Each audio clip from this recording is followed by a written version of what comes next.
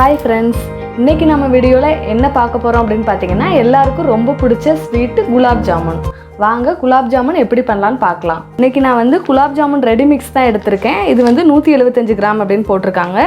இத வச்சு தான் நம்ம பண்ண போறோம் இன்னைக்கு. இப்போ வந்து உருட்டுற பதத்துக்கு மாவு பிசைஞ்சிக்கலாம். இப்போ நம்ம கொஞ்சம் கொஞ்சமா தண்ணி ஊத்தி குலாப் ஜாமுன் வந்து உருட்டுற பதத்துக்கு பிசைய போறோம்.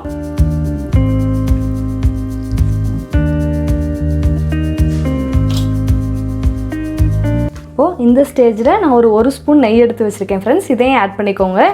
நெய் ஆட் பண்ணும்போது இன்னும் நல்லா வாசனையாவும் இருக்கும். இந்த மாவும் வந்து நல்லா சாஃப்ட்டா கரெக்ட்டா வரும். அதனால நான் 1 ஸ்பூன் நெய்யும் ஆட் பண்ணிக்கிறேன். குலாப் ஜாமுன் மாவை வந்து இந்த பதத்துக்கு பிசைஞ்சாச்சு फ्रेंड्स. இப்போ நம்ம இத வந்து மூடி வச்சிட்டு இதுக்கு வந்து சர்க்கரை பாகு எப்படி பண்ணலாம்னு பார்க்கலாம். இப்போ நான் சர்க்கரை பாகு வந்து ரெடி பண்ண போறேன் फ्रेंड्स. 400 கிராம் சர்க்கரைக்கு பாத்தீங்கன்னா 200 ml தண்ணி வச்சு நம்ம சர்க்கரை பாகு வந்து இப்போ ரெடி பண்ணிரலாம்.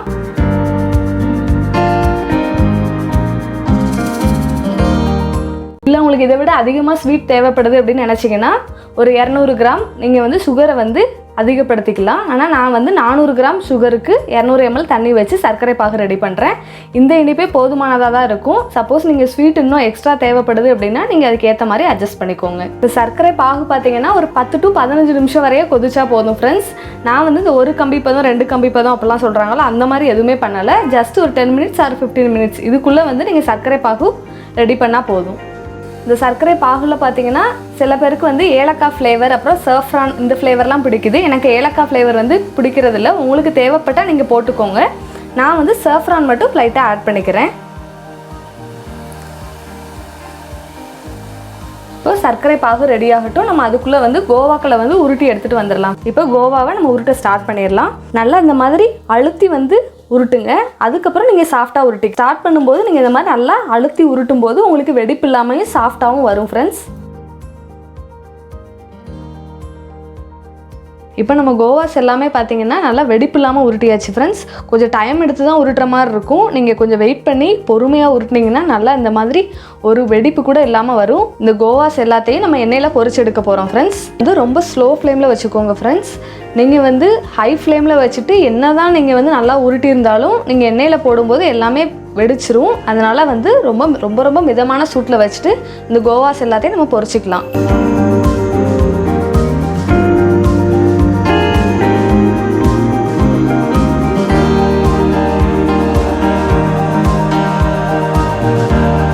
அதே மாதிரி லைட்டாக எல்லா பக்கமும் இந்த மாதிரி அலம்பி விட்டுக்கோங்க. இல்லைன்னா ஒரு சைடாக தான் வேகும்.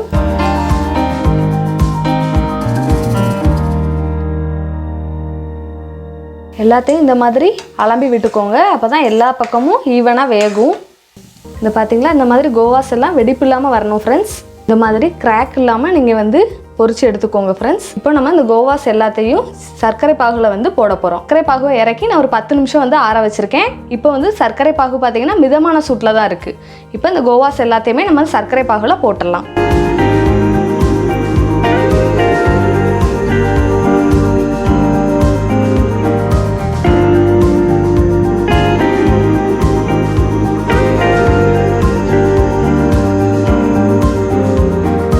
இப்போ கோவாஸ் எல்லாத்தையுமே நம்ம வந்து சர்க்கரை பாகுல போட்டாச்சு ஃப்ரெண்ட்ஸ். ஒரு 4 hours வந்து அப்படியே ஊற விட்டுருங்க. அதுக்கப்புறமா எடுத்து சர்வ் பண்ணுங்க.